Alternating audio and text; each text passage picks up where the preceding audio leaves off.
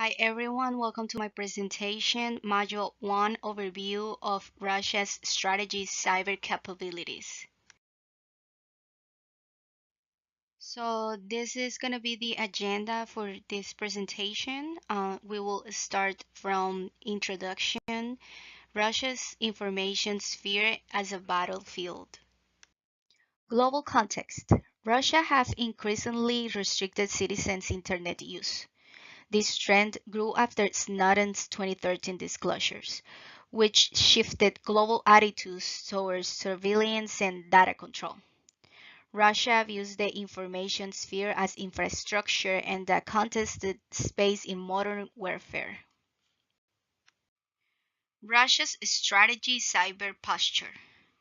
Since the early 2000s, Russian doctrine has defined the information sphere expansively, covering networks, public trust, and national unity. Currently, this doctrine underpins all Russian cyber strategy. One of Russia's most notorious cyber warfare units is Sandworm. They targeted Ukraine's energy grid, spread the devastating NotPetya malware globally, interfered in democratic elections, and disrupted high-profile global events. So Russia's cyber activities are not limited to official state units. They also draw on a broader ecosystem of actors, patriotic hackers. These are cyber criminals who operate with state tolerance. So, and even private military firms creating an ambiguous environment that blurs lines of accountability. Russia blends cyber attacks with traditional military tactics in hybrid warfare. In Ukraine, for example, malware like Whispergate and Hermetic Wiper has been used to disable systems, create chaos, and undermine public trust alongside physical military operations. And I wanted to share some case studies insights from CyberWire podcast. This podcast confirms the strategy focused on infrastructure disruption, the persistence of Russian operations, and the integration of cyber into hybrid warfare. Um, they have real world examples and they are very interesting because they strengthen our understanding of Russians' long-term cyber objectives. Global implications and future outlook. Russian cyber operations have far-reaching effects.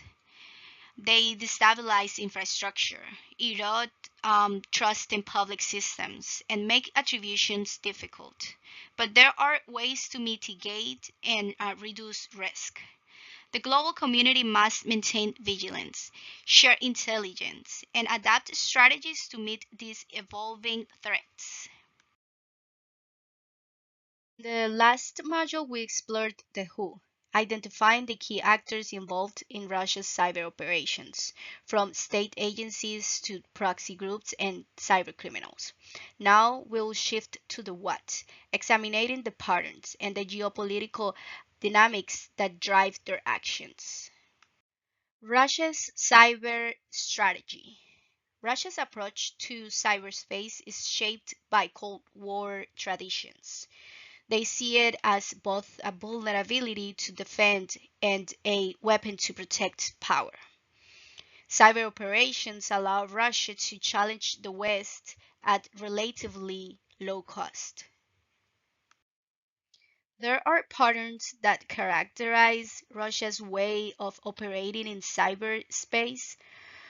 Since the early 2000s, Russia has consistently relied on cyber operations to exploit vulnerabilities. These patterns blend espionage, data theft, and information operations targeting NATO, the EU, and US institutions as well. I believe there are three main motivations drive Russian cyber operations. The first one is security concerns about NATO and Western restrictions. The second, the need for economic leverage. And the last one, a strong focus on controlling information at home and abroad. Historical context of Russian cyber operations. Russia's cyber strategy is rooted in Soviet-era traditions of information warfare by carrying Cold War strategies into cyberspace. Russia extends its long-term geopolitical goals into the digital domain. Russia's operational tactics include phishing, malware, and supply chain attacks. These methods target critical sectors to gather intelligence, disrupt systems, and manipulate outcomes, often in energy and financial industries. Case studies and major incidents. Apt 28 shows Russia's strategy in action. By combining espionage with leaks, Russia amplifies division and undermines trust. From Estonia in 2007 to Ukraine in 2014 and the 2016 US elections, we can see consistent disruptive patterns. Integration of cyber intelligence. Russia integrates cyber intelligence into its broader military and political strategy. Offensive and defensive operations go hand in hand, with information campaigns amplifying the effects of stolen data and disruption. In today's conflicts, cyber is a permanent part of hybrid warfare. Russia relies on a multi-actor approach, blending state agencies with criminals and activists, allowing deniability while still steering outcomes. In conclusion, to end Module 2 presentation, Russia's cyber operations are shaped by recurring patterns, historical roots, and modern tactics, motivated by security, economics, and information control. These operations are fully integrated into Russia's geopolitical strategy. Hello everyone, welcome to Module 3, the when. In the previous module, we examined the what, the recurring patterns and motivations behind Russia's cyber operations. Now we will study the when, questioning the timing of key cyber events and moments of intensified Russian activity. Importance of the when. Understanding when Russia launches cyber operations helps us see the connection to larger political moves. Attacks are rarely random, they often align with key political or military moments. The first big examples came in Estonia in 2007 and Georgia in 2008, where cyber attacks unfolded alongside political tensions and even military conflict. These incidents became the blueprint for Russia's future cyber operations. Ukraine in 2014 marked a turning point. Cyber attacks supported the annexation of Crimea, including energy disruptions and government hacks. This showed how cyber became a permanent feature of hybrid war. The 2016 US election interference is one of the most well-known cases. Russian hackers stole and leaked information to create division at a critical democratic moment. Timing here was essential. It maximized political disruption. During Russia's invasion of Ukraine, we have seen thousands of cyber incidents within a year, targeting energy, government, and communications. As highlighted in CyberWire podcast episode 1788, cyber operations have become inseparable from modern armed conflict. Attribution challenges. identifying who is behind an attack is always difficult. Russia often hides behind proxies or criminal groups. Attribution requires deep technical intelligence work. And even then, it can carry geopolitical risks if mistakes are made. The key takeaway for Module 3 is that Russia times cyber attacks for maximum effect during elections, wars, or political crises. Recognizing these patterns helps us prepare effective responses and also force us to rethink deterrence in the digital age.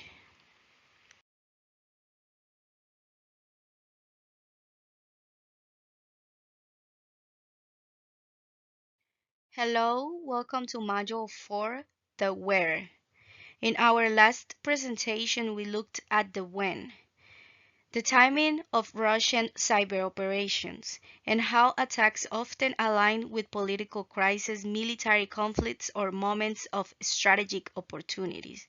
Today, we will shift to the where. We will examine the specific locations and systems that Russia has targeted. By mapping out these attacks, we can understand Russia's strategic priorities and the geopolitical messages behind its operations. An overview of Russian cyber targeting. Russia uses cyber operations as a tool of state power. Their targets have included governments, banks, infrastructure, and elections. The distribution of these attacks shows clear priorities: controlling their near abroad, undermining NATO and the EU, and challenging US influence. Now let's go back to Estonia in 2007.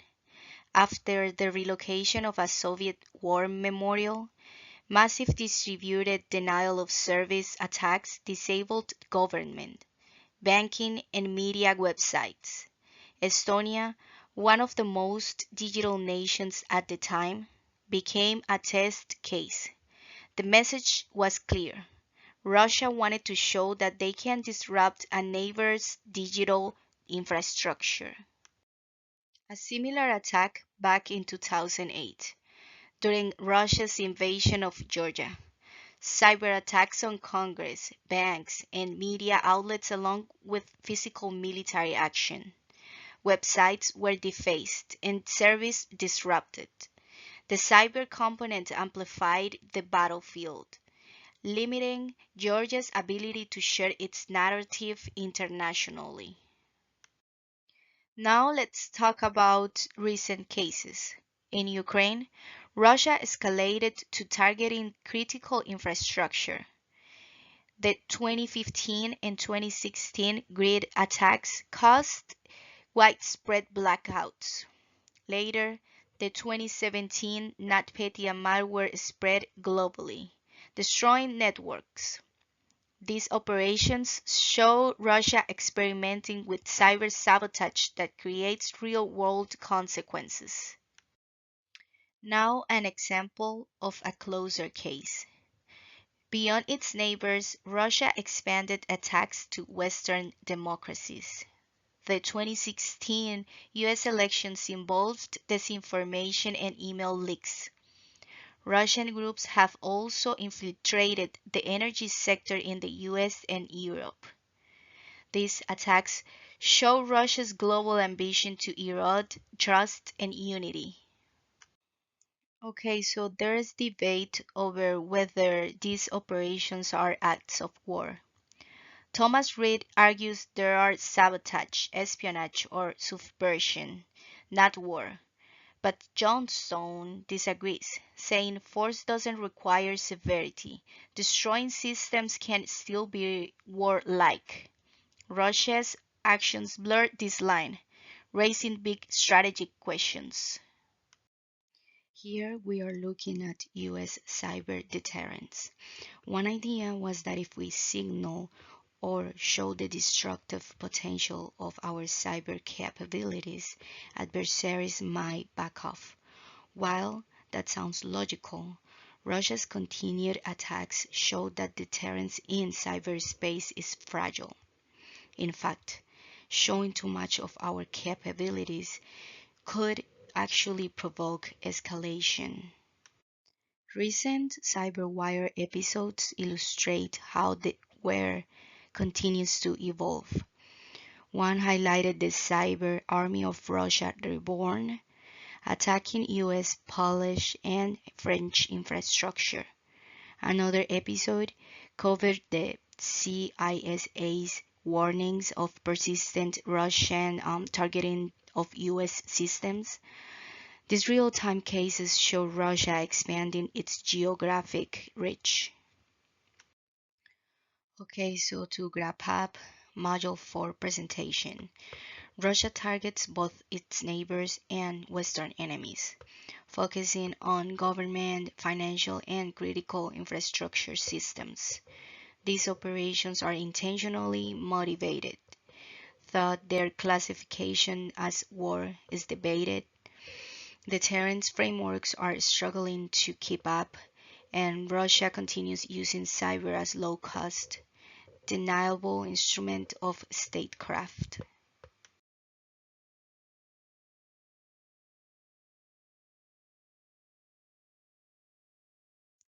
Hi everyone, welcome to Module 5.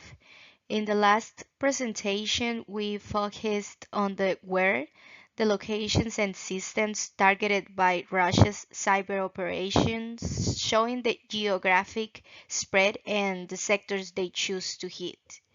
Now, in this module, we turn to the why, examining Russia's motives, strategies, and the global implications behind those actions. Why Russia uses cyber power? Russia uses cyber not as a separate tool, but as part of its ongoing struggle against perceived threats. The why here is simple. Cyber gives Russia an affordable, deniable, and powerful way to destabilize opponents without going to war. This lowers the chance for actions and makes cyber a constant element of Russia statecraft. Moonlight Maze in the late 1990s was the first significant signal of Russia's long-term strategy.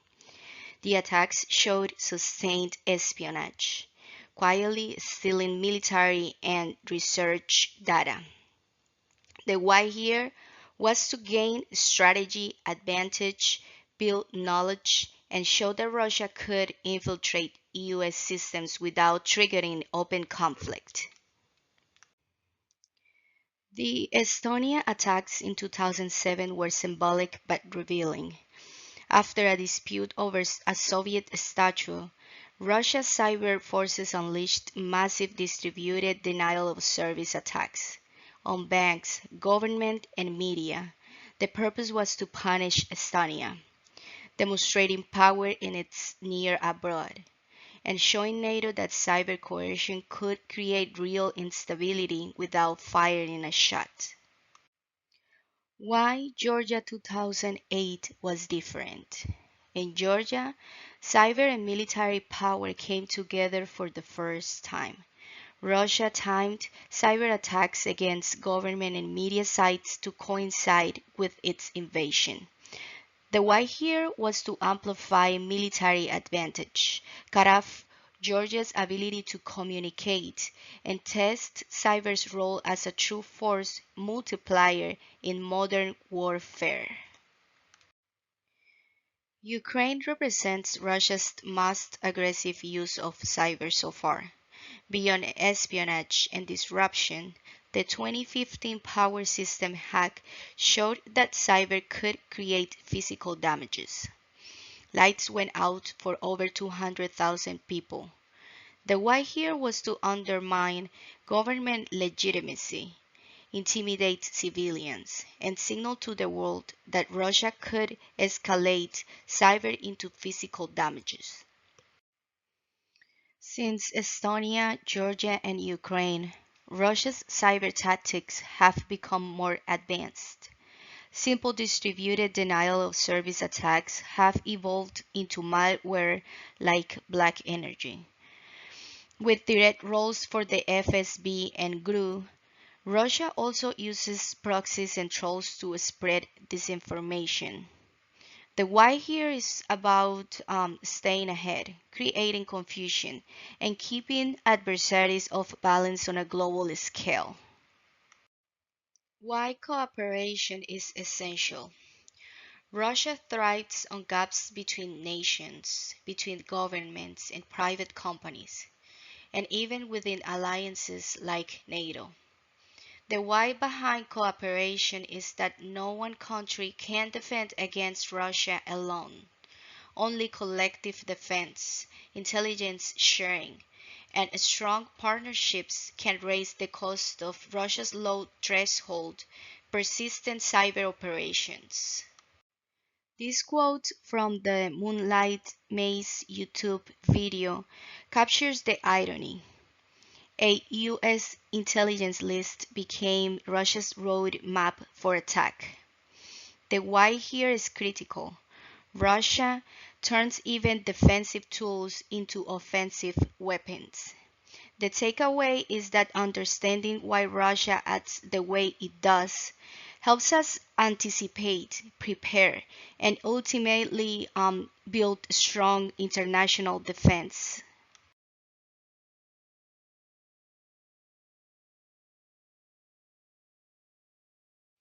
Hello everyone, welcome to Module 6, The Future. In the last presentation, we explored the why, looking at Russia's historical cyber activities and motivations behind its operations. That set the foundation for today. Now we will shift to the future. In this presentation, we will anticipate Russia's evolving tactics and explore opportunities for international collaborations. Building from the previous modules, Russia's cyber operations are becoming more sophisticated. Looking forward, we anticipate increased targeting of critical infrastructure like energy and transport, supply chain exploitation, and the use of AI for disinformation. These patterns highlight why we must think ahead. Russia's cyber operations cross borders, meaning no single country can defend against them alone.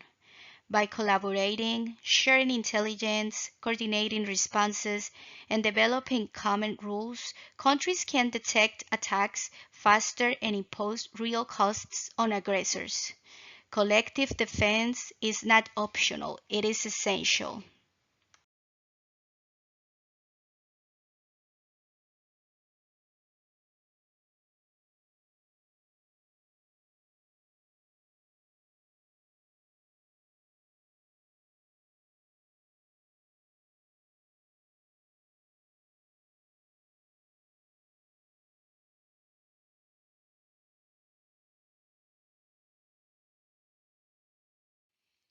Beyond bilateral agreements, international organizations play a central role. NATO's Cyber Pledge, the EU's data protection standards, and UN discussions on cyber norms are examples of collective frameworks that can shape responsible state behavior and hold malicious actors accountable.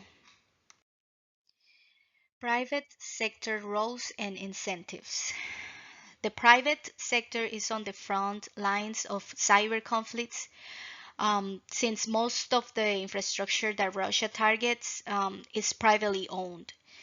Companies like Microsoft and Google already share threat intelligence with governments. By strengthening public and private partnerships, we can make our defenses more strong. Looking ahead, countries and companies could take collaboration further. Imagine an international fast response team for cyber incidents, or a global attribution center to confirm who's behind attacks. These initiatives can create faster, coordinated, and credible responses to Russian cyber aggressions. Challenges and barriers. And of course, collaboration isn't easy. Countries worry about independence and how their shared data might be used. Legal differences, uneven technical capabilities, and the difficulty of attributing cyber attacks also create complications.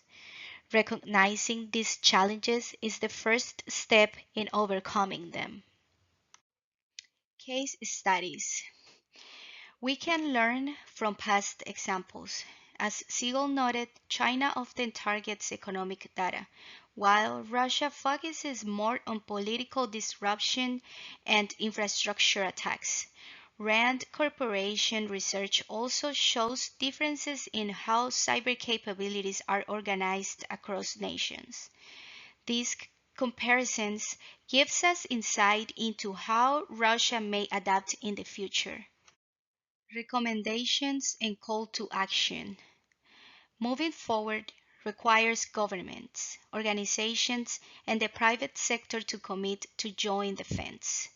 Formal agreements, shared intelligence platforms, and capacity building for vulnerable states will strengthen global cybersecurity.